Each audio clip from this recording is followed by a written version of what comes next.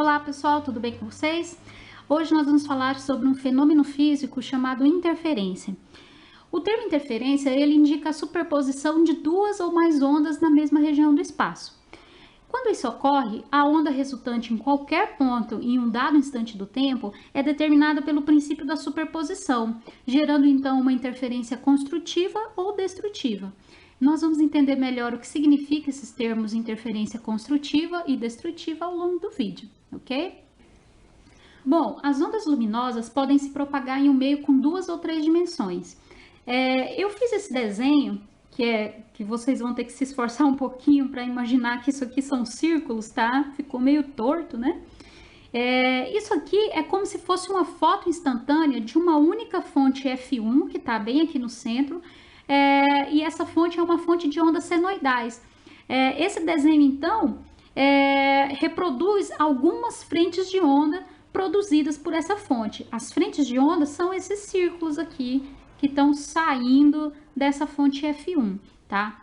A figura mostra apenas as frentes de onda que correspondem às cristas das ondas, tá? Então, cada frente de onda dessa é como se fosse uma crista da onda. De modo que a distância entre duas cristas, eu posso pegar qualquer uma delas, a distância entre duas cristas é exatamente um comprimento de onda, ok?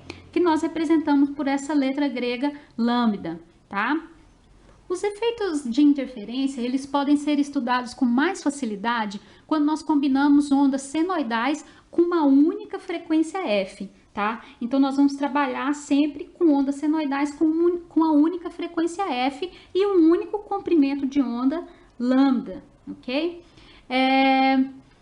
Se o material que circunda a fonte F1 é uniforme, a velocidade da onda é a mesma em todas as direções e é igual a frequência vezes o comprimento de onda. Então, se nós temos que um material que circunda a fonte F1 é uniforme, então a velocidade da onda é a mesma em todas as direções, tá?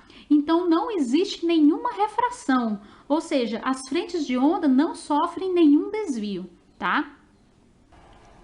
Nós vamos trabalhar agora com duas fontes idênticas de ondas monocromáticas. Eu fiz um outro desenho aqui para a gente entender o que está acontecendo. A princípio parece meio confuso, mas eu vou explicar para vocês o que é isso e a gente vai entender direitinho. Eu tenho aqui uma fonte F1, tá? Com as minhas frentes de onda, como no desenho anterior, são frentes de ondas circulares, tá? Essa fonte F1 eu representei com essas frentes de onda em vermelho, tá bom? Olha, ela vai tomando todo o papel, ok? E a fonte F2 eu representei as suas frentes de onda com essa cor azul, tá? Da mesma forma que a fonte F1, a F2 tem suas frentes de onda, tá? Eu desenhei essas frentes em azul, certo? Bom, nós vamos supor que essas fontes produzem ondas com a mesma amplitude e com o mesmo comprimento de onda, tá?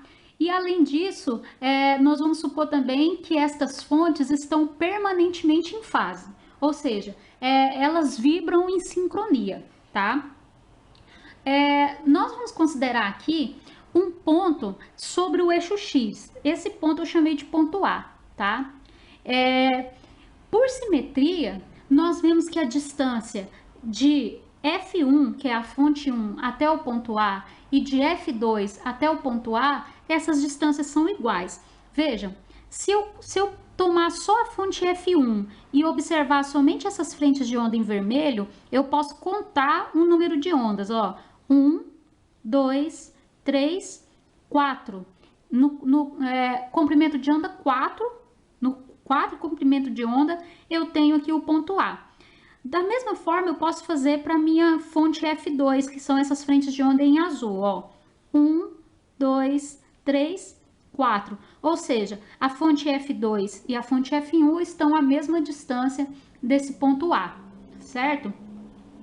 Se elas estão na mesma distância desse ponto A, então quer dizer que as ondas levam o mesmo tempo para se deslocar até o ponto A, né? Então, as fontes atingem o ponto A em fase, ok?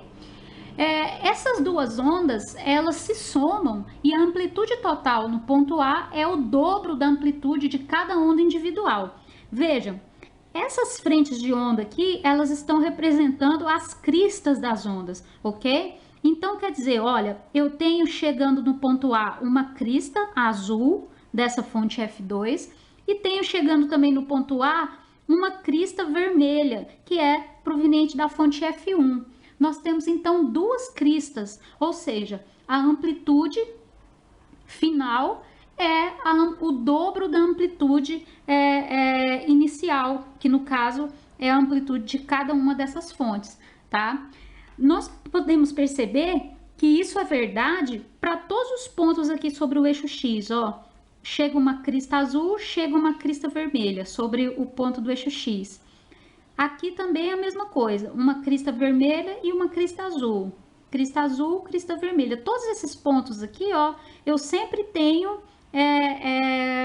um ponto que está somando as amplitudes, ok? Nós vamos analisar agora esse ponto B, que está a uma distância diferente da fonte F1 e da fonte F2.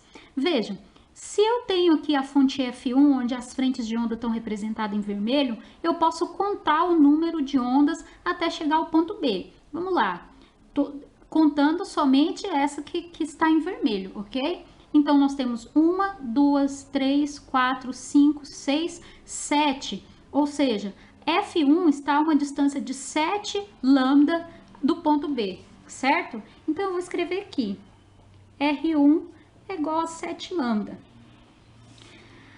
A fonte F2, que nós representamos as frentes de onda em azul, nós podemos contar também essas frentes de onda e ver qual que é a distância até o ponto B. Vejam, 1, 2, 3, 4, 5, 6, 7, 8, 9. 9 lambda, ok? Então, quer dizer que R2 é igual a 9 lambda. Nós percebemos, então, que a distância de F2 até B é exatamente 2 comprimentos de onda maior do que a distância de F1 até B, certo? Porque R2 é igual a 9 lambda e R1 é igual a 7 lambda, ok? Ou seja, uma crista de onda proveniente da fonte F1, que está mais próxima ao ponto B, chega exatamente 2 ciclos antes que uma crista de onda emitida no mesmo instante pela fonte F2, certo?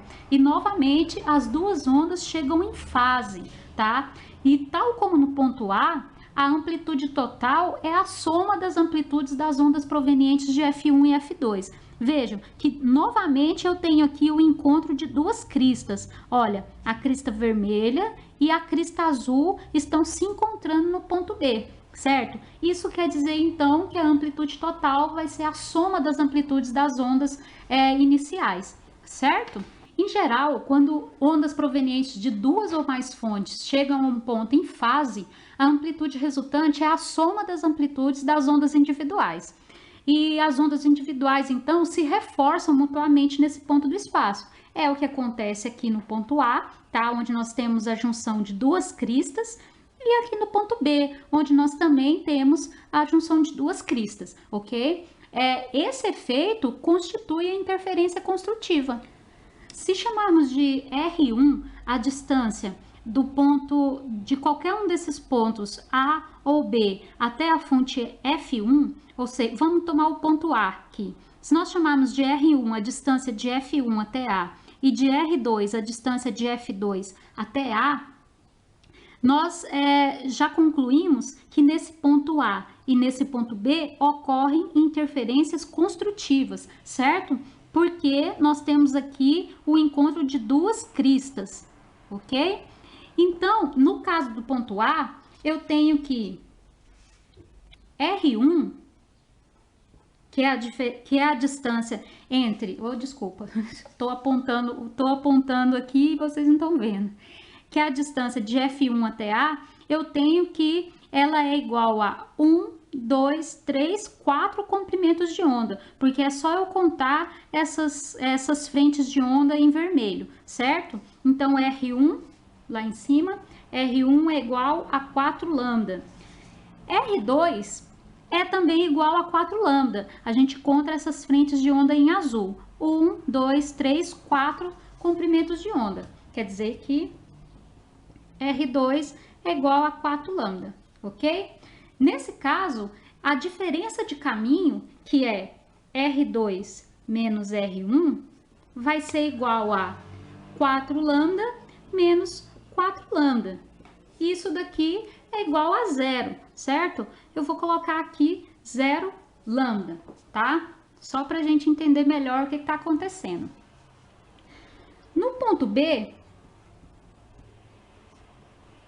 eu tenho uma coisa similar. Ó, no ponto B, a distância entre F1 e B, contando de novo as frentes de onda em vermelho, é 1, 2, 3, 4, 5, 6, 7, como nós já havíamos visto anteriormente. Então, R1 para o ponto B é igual a 7 lambda e R2, de novo contando aqui as frentes de onda em azul, a distância entre F2 e B é 1, 2, 3, 4, 5, 6, 7, 8, 9 comprimentos de onda. Quer dizer que R2, desculpa pessoal, R2 é igual a 9 lambda. A diferença de caminho, então, percorrida por essas frentes de onda de cada uma das fontes, no ponto B vai ser R2 menos R1, que vai ser igual a 9 lambda menos 7 lambda. Isso é igual a 2 lambda. Nós podemos observar que nesses dois casos aqui, eu tenho que a diferença de caminho é um múltiplo inteiro do comprimento de onda, certo? Então, se nós tivermos um ponto P qualquer aqui nesse diagrama, para que nesse ponto P ocorra interferência construtiva, a diferença de caminho R2 menos R1 para esse ponto P tem que ser igual ao múltiplo inteiro do comprimento de onda dessas fontes, ok? Esse comprimento, esse número M aqui, ele é um número inteiro que pode ser igual a 0, mais ou menos 1, mais ou menos 2, mais ou menos 3 e assim por diante, ok? Agora nós vamos analisar esse ponto C, tá? Eu desenhei errado esse ponto C aqui, como esse desenho deu muito trabalho para fazer, eu resolvi passar um corretor aqui, mas não funcionou muito bem, então me desculpem. Nós notamos aqui nesse ponto C que a distância da fonte F1 até esse ponto, para saber, eu vou contar as minhas frentes de onda em vermelho. Então vamos lá: 1, 2, 3, 4, 5, 6, 7, 8, 9, 10. Ou seja, R1, que é a distância de F1 até C, é igual a 10 comprimentos de onda, certo? A distância de F2 até C, eu também posso fazer a mesma coisa, só que agora eu conto as minhas frentes de onda em azul. Vamos lá: 1, 2, 3, 4, 5, 6, 7. Vejam que o meu ponto para entre a sétima frente de onda e a oitava. Veja, para mais ou menos no meio, tá? Não tá aqui muito no meio não, mas vamos considerar que tá parando no meio. Então, quer dizer que R2 é igual a 7,5 comprimento de onda, viu? Parou depois da sétima frente de onda e antes da oitava, mais ou menos no meio, tá? Então, nós podemos afirmar que a diferença de caminho, nesse caso do ponto C, vai ser igual ao número semi-inteiro de comprimento de onda. Veja só, R2 menos R1, que é a diferença de caminho, vai ser igual a 7,5 lambda menos 10 lambda, que é igual a menos 2,5 lambda, ok? As ondas provenientes das duas fontes chegam ao ponto C com uma diferença de fase igual a meio ciclo, tá? Ou seja, uma crista da onda, deixa eu mostrar aqui, uma crista da onda proveniente da fonte F1 chega no ponto C ao mesmo tempo que um vale dessa fonte F2 chega ao ponto C. Olha só, veja que eu tenho aqui a crista em vermelho, que é proveniente da fonte F1, e tenho um vale, que é exatamente esse espaço entre duas cristas, ok? Da fonte F2 que está chegando. Ou seja, a amplitude final, nesse caso, é a diferença das amplitudes das ondas individuais, tá? Se as amplitudes são iguais, então, nesse caso, a amplitude resultante é zero. Vocês se lembram que para essas duas fontes nós estávamos considerando as amplitudes iguais, tá? Esse cancelamento completo ou parcial de ondas individuais é chamado de interferência destrutiva, tá? Para que a interferência destrutiva aconteça, a diferença de caminho deve ser igual ao número semi-inteiro de comprimento de onda, tá? Nós vimos aqui que para o ponto C, nós temos exatamente que essa diferença é igual a menos 2,5 lambda. Então, para um ponto P qualquer nessa figura, eu vou ter uma interferência destrutiva caso a diferença de caminho seja igual ao número semi-inteiro de comprimento de onda, tá? Nesse caso aqui, deixa eu colocar esse desenho para lá. Nesse caso aqui, esse M é igual a 0, mais ou menos 1, mais ou menos 2, e assim por diante. Nós vamos dar prosseguimento falando sobre a imagem de interferência produzida por duas fontes, que é exatamente o experimento de Young.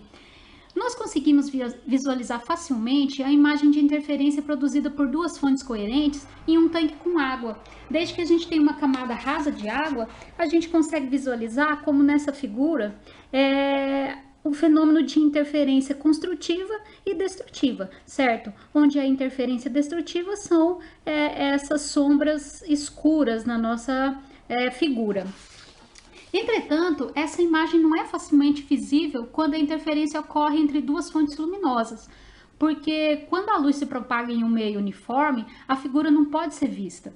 Por exemplo, os raios solares que nós observamos quando um feixe de luz solar entra na nossa janela são produzidos pelo espalhamento causado pelas partículas de poeira existentes no ar, tá? Então, se o meio fosse uniforme, a gente não conseguiria visualizar essa luz que entra no nosso quarto, ok? Essa luz solar.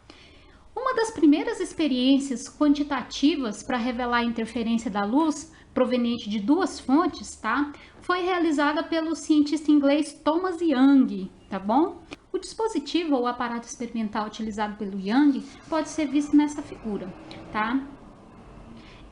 Uma luz monocromática incide em fase sobre duas fendas estreitas, F1 e F2, e as ondas que emergem de F1 e F2 estão em fase, de modo que F1 e F2 são fontes coerentes.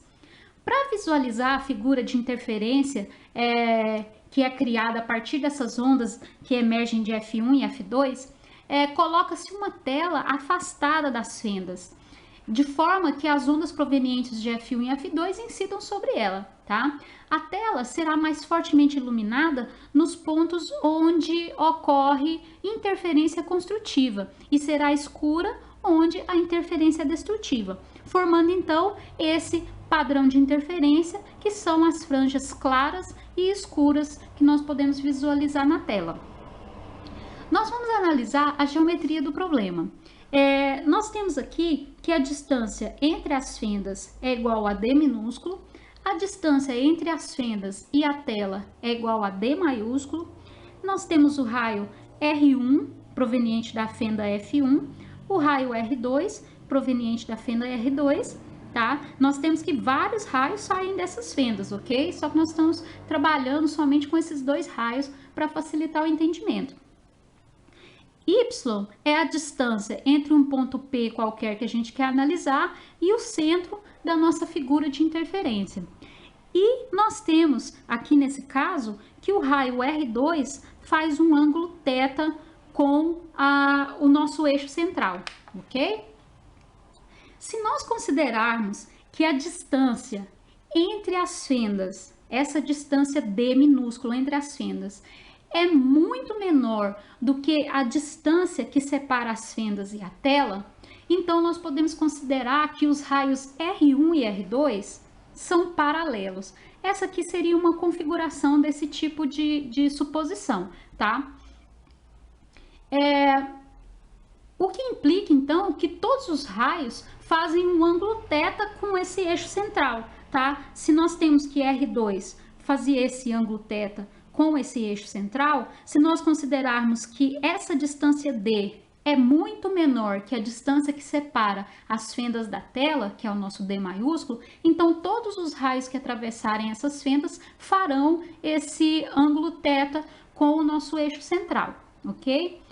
E então, diante disso, nós vamos poder calcular a diferença de caminho entre o raio R1 e o raio R2, assim como nós fizemos anteriormente para aquelas duas fontes de luz coerente, certo? Se nós fizermos essa diferença de caminho, nós vamos poder notar que a diferença de caminho entre o raio R1 e R2 nada mais é do que esse pequeno pedaço aqui, ó. Esse pequeno trecho, certo?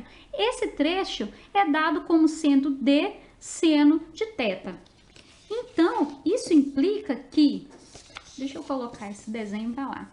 Isso implica que R2 menos R1 é igual a D seno de θ. Para verificar isso, nós vamos observar a figura anterior, tá? Onde nós podemos verificar que esses ângulos congruentes aqui, eles são correspondentes, ou seja, esse ângulo θ é igual a esse ângulo aqui, que nós também vamos chamar de θ, ok? Vamos analisar, então, somente esse primeiro triângulo aqui, ó, que eu tô sombreando, tá? Vamos analisar primeiro esse triângulo aqui. Vejam, nós sabemos que a soma dos ângulos internos de um triângulo tem que ser igual a 180, certo? Vamos colocar esse desenho um pouco para cima e fazer a conta aqui embaixo. Nós temos, então, que a soma dos ângulos internos de um triângulo tem que ser igual a 180, correto? Então, eu sei que esse ângulo aqui vale θ, certo? Esse ângulo aqui, ó, esse ângulo que forma entre as minhas fendas e o meu eixo central é de 90 graus, certo? E nós vamos chamar esse outro ângulo aqui de alfa, ok? Então, qual é o valor de alfa, né?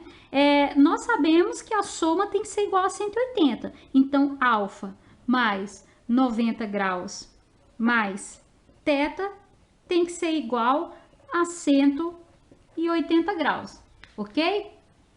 Isso quer dizer, então, que alfa, fazendo essa continha aqui, que alfa é igual a 180 menos 90, que dá 90 graus, e menos θ. Quer dizer que o nosso alfa vale 90 menos θ, ok? Bom, agora nós vamos analisar esse outro triângulo aqui. Vou apagar e vou sombrear o triângulo que eu quero utilizar. Nós vamos agora analisar esse outro triângulo menorzinho aqui, ó. Certo? Nós descobrimos qual que é esse valor de alfa, certo? Agora, o nosso ângulo de 90 graus é aqui, certo? Essa nossa reta aqui faz um ângulo de 90 graus com esse raio R2, ok? Então, nós temos que descobrir qual é o valor desse ângulo beta aqui, tá certo? De novo, a gente tem que a soma dos triângulos, ou a soma dos ângulos em um triângulo tem que ser igual a 180. Então, nós temos que alfa mais beta mais 90 graus é igual a 180, ok? Alfa a gente sabe que é 90 menos θ. Então, 90 menos θ mais beta mais 90 graus é igual a 180, ok? 90 mais 90, 180, menos 180, 0. Isso quer dizer, então, que beta é igual, passa para lá, θ, ok? Isso quer dizer, então, que esse ângulo beta é exatamente igual a esse ângulo θ que o raio R2 forma com o meu eixo central, tá? Como que a gente descobre qual é o valor desse pedaço aqui? Nós sabemos quanto vale a distância entre as duas fendas, que é d minúsculo, certo? Ou seja, a gente tem esse dado, ok? Nós queremos descobrir qual é esse valor. Então, nós sabemos também qual é o ângulo θ. Então, nós vamos usar a função seno. Nós queremos saber esse pedaço que nós vamos chamar de x, tá? Então, sabendo que... Deixa eu colocar mais para cima. Sabendo que seno de θ, no caso beta, que é igual a θ, seno de θ é cateto oposto sobre hipotenusa, então nós teremos que seno de θ é o cateto oposto, que é esse pedaço que nós estamos querendo descobrir, que nós vamos chamar de x, dividido pela hipotenusa desse triângulo, que é o D. Quer dizer, então, que essa diferença de caminho, que nós chamamos de x, é igual a D seno de θ, ok? Nós vimos anteriormente que a interferência construtiva, que é o reforço das ondas, ocorre nos pontos em que a diferença de caminho R2 menos R1 é igual a um múltiplo inteiro do comprimento de onda, certo? Onde esse m é igual a 0, mais ou menos 1, mais ou menos 2 e assim por diante, ok?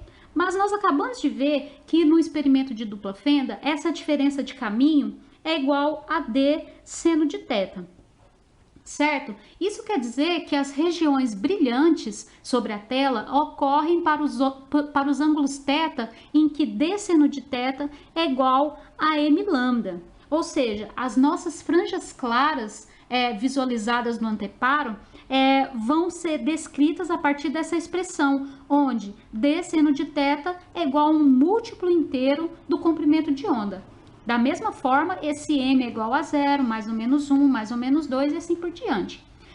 De forma análoga, nós vimos que a interferência destrutiva, que é o cancelamento das ondas, que forma regiões escuras sobre a tela, ocorre quando a diferença de caminho R2 menos R1 é igual a um semi inteiro